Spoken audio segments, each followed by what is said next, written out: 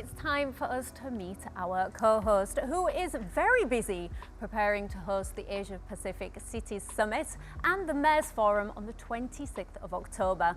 Please welcome no stranger to the show, Nadia Verjee, who is the Executive Director of Global Initiatives and Advisory at Expo City Dubai. Nadia, welcome so much to the show again. Thank you for having me. Very excited to be back. So as I'm sure you're aware, today's episode we are looking at urban innovation, and I'm really intrigued to know how Expo fits into that and what is Expo City's vision for Dubai. Dubai is a global city and thousands of people are moving into the city every single day. And so that means we have to expand and we have to accommodate for the growing population. We just crossed 4 million. And so Expo City Dubai, that was host of the World Expo, host of COP28, was always intended to be the future growth of the city of Dubai. And so now what we are is a 15-minute city as part of the growth of the city, with a population expected to be around 70,000, so residents moving in next year. So all of the towers, when you go there, you'll see a lot of construction, but all of these apartments and villas will all be ready for the population to move in as of 2026. The Dubai Exhibition Centre, as we know, as we experience in the city of Dubai, with all of the shows that are beginning now with GITEX next week and all of that activity, will eventually move as of next year as well to Expo City and the new Dubai Exhibition Centre. So between exhibitions, our commercial tenants, our new residential community, we're accommodating, and we were always set up to receive such a huge sort of spurt in population growth and economic activity that really drives the city.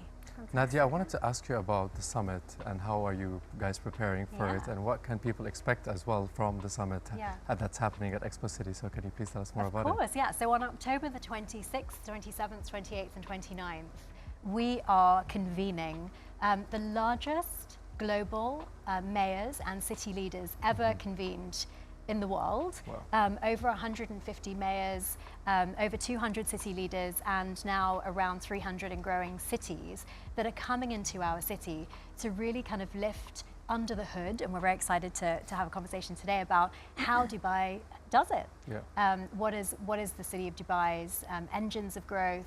What are the industries that really drive it? And really learn from one another in this growing, complex drive towards urbanization. So by more and more people are moving into cities every single day, the economic engines of growth. Mayors and city leaders struggle with questions of climate change and of transport and of housing and all of these things that really affect our day-to-day lives. And so how do we get around the city? Where do we live? How do we live? What's the quality of the air that we breathe? How do we sort of really make our cities places that are driven by quality of life that people choose to be in? And so this is a priority for the city of Dubai. And cities learn from one another and they exchange knowledge. And so that's what we're hoping to see on those days. And I think this is what Expo City is trying to do as well, and is doing for the future as well, for the people that are going to live there. Yeah, absolutely. I mean, I'd like to think of us as almost this urban lab, or as this place that really is testing innovation from the sustainability perspective, but also from a technology and innovation perspective as well. So how do you bring all of those things together, but how do you really place the human and the individual at the center of that whole experience? It's not just about tech, and it's not just about meeting sustainability metrics for the sake of it, but it's about creating a place where you want your kids to grow up, and you really want a place to really thrive in. So that's the purpose of the convening. And there's a very big focus on the business community. So you're going to see a lot of real estate sector representatives. You're going to see a lot of folks from transport, from different sectors, sort of really showing up, showcasing their technology, having conversations with other cities, and really talking about the questions that really drive where we live and how we live. Nadia, as you rightfully said, Dubai has often been described as a living laboratory for smart city innovation, everything from Expo City to AI-driven systems. My question to you is, what are some of the new technology that we can expect to see that's going to reshape urban living in this part of the world forever? You know, there's so many different individual types of technologies that are being developed. So we in Expo City are testing air quality, for example. But there are also different, we all wear a whoop, or we wear an aura ring.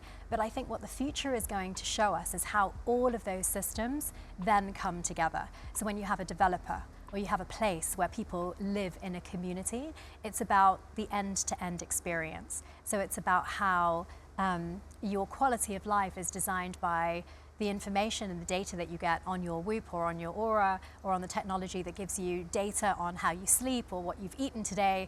But then all of that is fed into what your food is that you buy from the supermarket, how you receive recommendations, what that entire infrastructure looks like in a community. And I think that is where the interesting conversation really happens, is when all of these different technologies that are being developed, that a lot of us wear and we use, and we're engaging every single day, it's how all of that comes together to really improve your quality of life.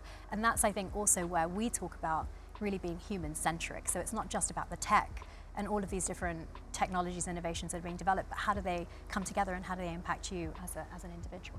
So, Nadia, I'm interested to know, with Expo having such an international reach, what other cities have kind of inspired some of the things that we're seeing in Dubai in regards to it being a smart city? So I wonder whether if you were to slice Dubai down the middle, you would see absolutely every nationality, every city, every sort of fingerprint or footprint from all around the world, because we really did embrace the entire world as the city was being built. But from an Expo City perspective, I think even if you looked at Al Wasl Plaza alone, there was so much technology from all around the world that we brought in to really build it. So I think it really is an example of a genuine global collaboration, and that's what we are in our DNA. We hosted the World Expo, we hosted COP28, so sort of global conversations around sustainability, mobility, opportunity for communities, but also COP28 was about climate change. And when you think about what convening cities means, it really is for us about really continuing to bring all of those ideas together so that we can create new things together, and that's what we've always done.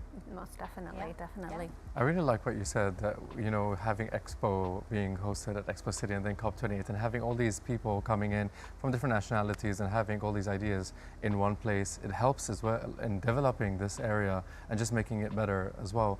But I wanted to ask you about how can Dubai, what other countries or maybe other cities around the world can benefit from a city like Expo City right now, and everything that's putting out there? Yeah, we've recently conducted an urban readiness report with YouGov, where we've gone out to the world and we've surveyed what are their priority cities, and we've gone out to cities all around the world to really look at what commonalities we have, and in terms of our shared challenges, but really where we can swap notes on solutions.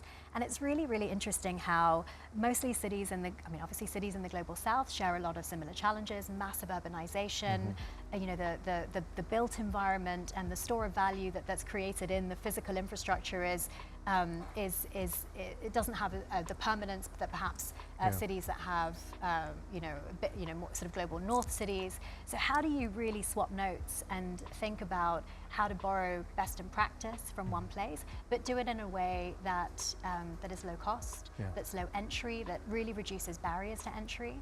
And I think what you're going to see in these conversations that we're hosting are case studies of what's been done well around the world, case studies of what's been done less well, and how you can learn from all of that. Definitely. And we're a city constantly in motion.